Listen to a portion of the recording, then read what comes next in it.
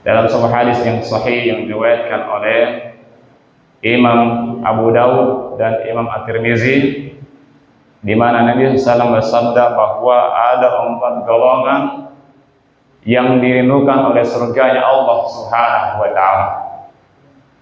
Kalau selama ini kita merindukan surganya Allah,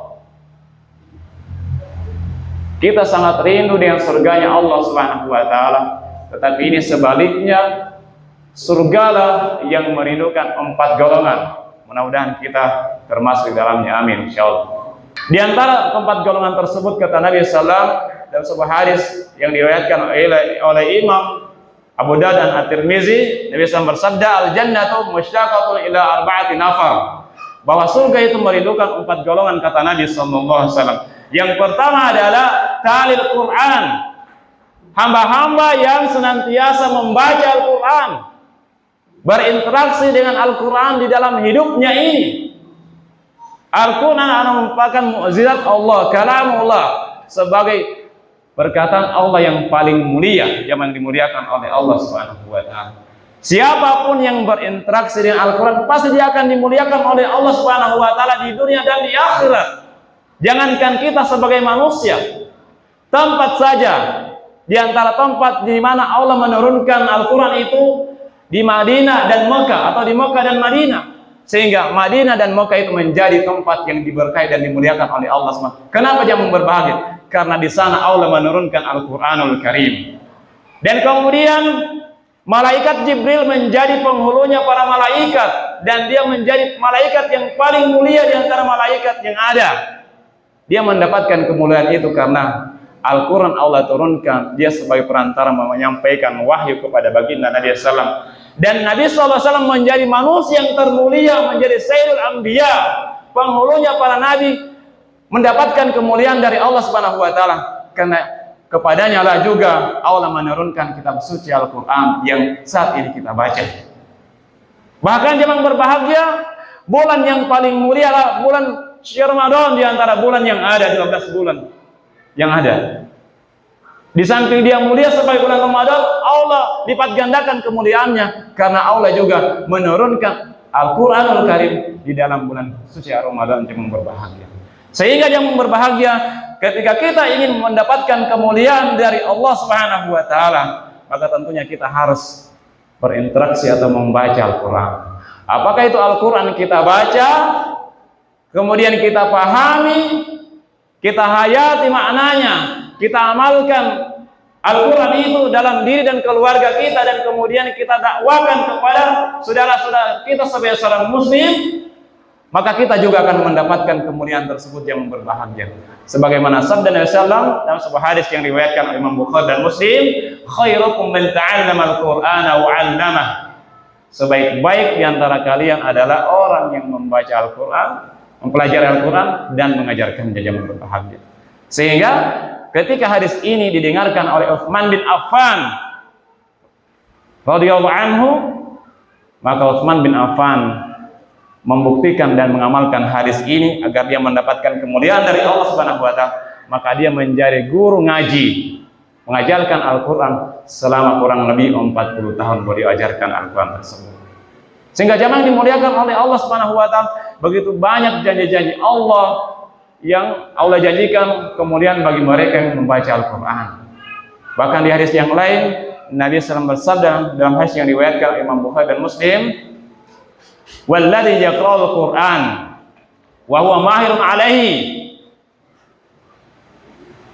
Adapun bagi mereka yang membaca Al-Quran, kata Nabi SAW, dan mereka membacanya dengan mahir, maka kata Nabi SAW, "Ma'as-safaratil kiramil barr," maka dia akan dibangkitkan oleh Allah bersama malaikat yang bersama malaikat yang mulia di antara malaikat tersebut. Allah pastikan kepada mereka yang ahli Al-Quran, yang lancar membaca Al-Quran, posisinya seperti malaikat yang mulia yang berbahagia. Walladzi yaqra'ul Qur'an wa yatatatta' wa huwa 'alaihi syaqun lahu ajran. Adapun bagi mereka yang membaca Al-Quran dengan tertatih-tatih, terbata-bata, kurang lancar, dengan bersusah payah dia baca Al-Quran, itu lahu ajran, maka Nabi SAW mengatakan baginya akan mendapatkan 2 pahala, 2 kebaikan. Allah hargai dari bacaan yang dia baca dari Al-Quran itu dan usaha yang dia lakukan untuk membaca Al-Quran.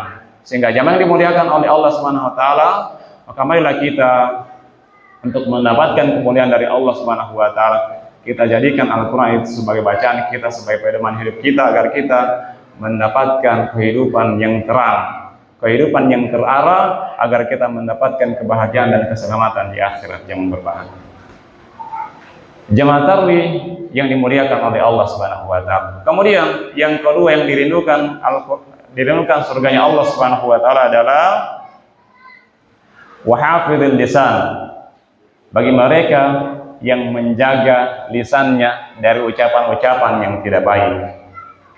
Oleh Allah Subhanahu wa taala mengingatkan kita dalam surah Al-Hujurat ayat 2, a'udzubillahi minasyaitonir rajim. Ya ayyuhalladzina amanu, wahai orang-orang yang beriman, la tarfa'u aswatakum fawqa sautin nabi. Janganlah kalian meninggikan, mengangkat suara kalian itu, hai orang-orang beriman, di atas suaranya para nabi dan rasul. Wala tajharu bil qawli kajahri ba'dikum li ba'd. Dan jangan pula kalian sebagai sesama orang-orang yang beriman, muslim muslimah, membesarkan, mengeraskan suaranya sebagian di antara kalian kemudian kepada sebagian yang lainnya. Jangan lakukan itu, kata Allah Subhanahu wa taala. Kenapa? Yang mengakibatkan antahbatu a'malukum, akan terhapus kebaikan-kebaikan yang kalian lakukan selama ini. Wa antum la tash'urun, sementara kalian tidak merasakannya, tidak menyadarinya. Kenapa? Disebabkan ucapan-ucapan kita yang tidak beretika, menyakitkan saudara kita, yang menyinggung perasaannya. Semua itu akan menyebabkan kebaikan kita akan terhapus zaman yang dimuliakan oleh Allah. Dan ini adalah merupakan peringatan Allah kepada orang-orang yang beriman, agar mereka itu menjaga lisannya dari ucapan-ucapan yang tidak baik. Sehingga kata Nabi SAW dalam hadis yang diriwayatkan Imam Bukhari dan Muslim, "Man kana yu'minu billahi wal yawmil akhir falyaqul khairan aw liyasmut." Siapapun di antara kalian yang beriman kepada Allah dan Rasulnya dan hari kiamat, hari akhir, maka hendaklah mereka berkata baik. Perkataan yang baik adalah tawassaw bil haq wa tawassaw, saling nasihat menasihati tentang kebaikan, tentang kebenaran dan kesabaran, agar kita tetap taat kepada Allah Subhanahu wa taala. Kalau kita tidak mampu melakukan itu, sebut hendaklah kita menahan diri kita untuk berdiam, untuk berdiam diri, untuk tidak berkata-kata. Kenapa? Kalau kita perturutkan ucapan-ucapan kita yang tidak terkontrol itu, akan menyebabkan menyinggung perasaan saudara kita, menyakiti perasaannya, sehingga kata Allah, antahbatu a'malukum antum la tash'urun. Semua itu akan menghapuskan kebaikan-kebaikan kita sementara kita tidak menyadarinya. Ini yang kedua, orang-orang yang dirindukan surganya Allah, yang mereka senantiasa menjaga lisannya. Kemudian yang ketiga yang dirindukan surganya Allah Subhanahu wa taala, wa mut'imul ji'an, adalah mereka yang memberi makan orang yang sedang kelaparan. Apakah itu fakir miskin, anak-anak yatim yang berbahagia yang ada di sekitar kita. Jangan kita abaikan mereka. Harus kita perhatikan bagaimana supaya kita kalau diberikan oleh Allah rezeki, kita berbagi nikmat kepada mereka sebagai amanah orang-orang yang diberikan oleh Allah kekayaan tersebut. Karena jangan berbahagia, keterkaitan antara orang-orang yang kaya dan fakir miskin, anak-anak yatim itu tidak bisa dipisahkan dalam agama ini. Kalau orang-orang yang memiliki kekayaan meninggalkan dan mengabaikan mereka, maka kita akan digolongkan oleh Allah orang-orang pendusta agama. Ara'aital ladzi yukadzibu biddin wa dzalikal ladzi yad'ul yatim. Adapun orang-orang yang mendustakan agama itu, kata Allah di surah Al-Ma'un ini, adalah mereka yang tidak pernah memperhatikan atau tidak memberikan bantuan kepada fakir miskin, sementara mereka mengetahuinya dan berbahagia. Jadi kalau kita ingin dirindukan surganya Allah Subhanahu wa taala, ketika kita memiliki nikmat sebagai rezeki dari Allah, kita berbagi dengan saudara kita. Apatah lagi ketika kita berbagi dengan mereka yang sedang menjalankan ibadah puasa, memberikan buka puasa, memberikan makan sahur. Maka kata Nabi sallallahu alaihi wasallam, "Man fattara shaiman falahu mislu ajri fa'ilih.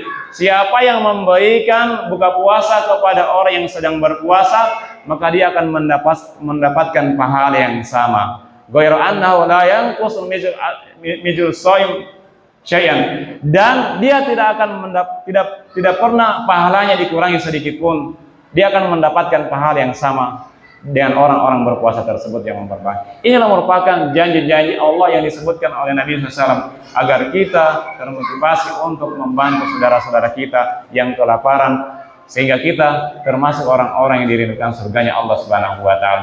Kemudian yang terakhir di antara orang-orang yang dirindukan surganya Allah Subhanahu wa taala, wasaimi fi syahr Ramadan, adalah mereka yang menjalankan ibadah puasa di bulan syahr Ramadan. Dan insya Allah kalau kita mampu amalkan keempat ini, kita adalah orang yang giat membaca Al-Quran, yang berinteraksi dengan Al-Quran, dan kemudian kita menjaga lisan-lisan kita, dan kemudian kita memberikan makan kepada fakir miskin, dan kemudian kita berpuasa di bulan Ramadan, maka insya Allah kita adalah orang-orang yang dirindukan surga. Kalau saja surga merindukan kita, maka yakinlah pasti kita akan masuk ke dalamnya. Insya Allah, amin ya rabbal alamin.